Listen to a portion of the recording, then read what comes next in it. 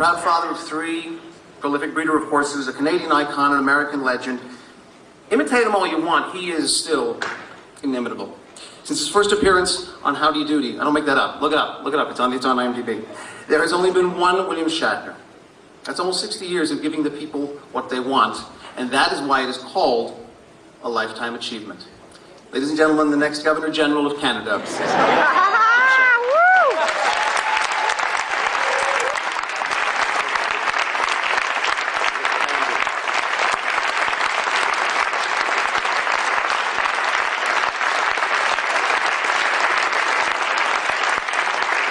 Thank you for a wonderful and impressive honor like this. I think. And the reason I say I think is I wonder what exactly is the definition of a lifetime, and how do you explain achievement? I mean, what achievement are we talking about? When I was a young actor in the Canadian Repertory Theatre in Ottawa, my hope was to make $100 a week and pay the rent, buy food, and save money for a car.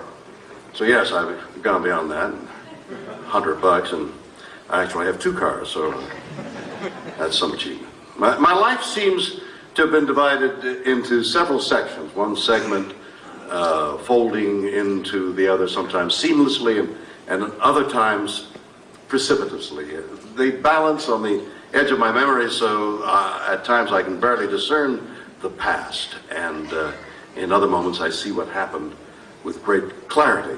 For example, I was working in the theater in Stratford when Stratford opened, and I spent 3 years there and thought of myself as a classical actor, and then went to Broadway and I thought, yes, that's who I am. I'm a stage actor.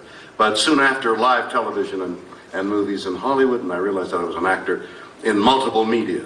Somewhere in the past, I acted in a camp play, and my father proudly held me in his arms and showed me to his friends, and it was the siren song of fame, and I seemed to have grasped that opportunity and started doing theater work in Montreal up until I was 10, and then folded into playing children's plays in the park in Montreal, and going on to playing the hero of fairy tales on CBC radio, and my teenage years at university. I was doing CBC radio with Rupert Kaplan and the rest of the group of itinerant Montreal actors, which included Chris Plummer and Bob Goodyear and other devilishly good-looking actors of that ilk. CBC Radio, Mountain Playhouse, Canadian Repertory Theatre in Montreal and Ottawa. In my next decade, which brought me to Stratford, New York, and live television. Another decade, Broadway, Los Angeles, with film and television, and then series for the People, Star Trek, T.J. Hooker, Rescue 911, Barbary Coast, Boston Legal, bringing us to this decade. That's a lot of achievement. And as I look at this next decade, statistically my last, I'm looking at a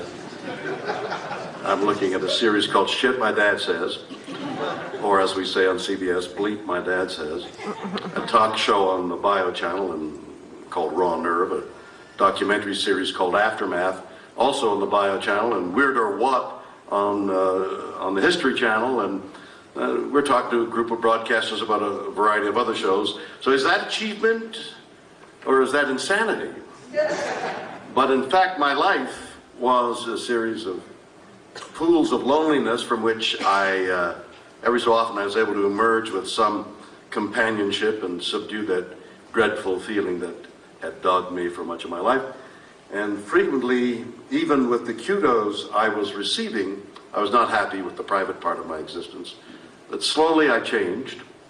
The drill that life puts you through can make you or break you, and fortunately I began to be more comfortable with relationships and slowly evolved into reaching out to friends and family. So I accept this honor on several levels. I thank you for your generosity, but I also lift this and salute that boy who began in Montreal and who is now on the stage of Banff, and measure the differences.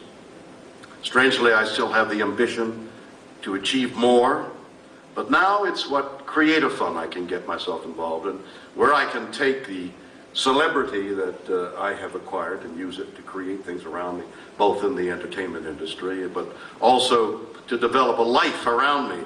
I've commissioned statues, we've bred great horses, I've had thoughts that have helped people in a variety of ways. My Lifetime Achievement Award, in my opinion, is really the slow acquisition of the ability to be vulnerable and needy, to be able to accept love as well as give. And so we come to this evening on this stage, and with the deepest humility and the profoundness of love, I present this icon to my wife. She has helped me gather a loving family around me. Not only does it include my children and grandchildren, but dogs and horses, wild birds, and an unwanted raccoon or two. To my wife, Elizabeth, my lifetime achievement is being married to her, and every day reminding myself that sustaining a marriage is in itself the achievement of a lifetime.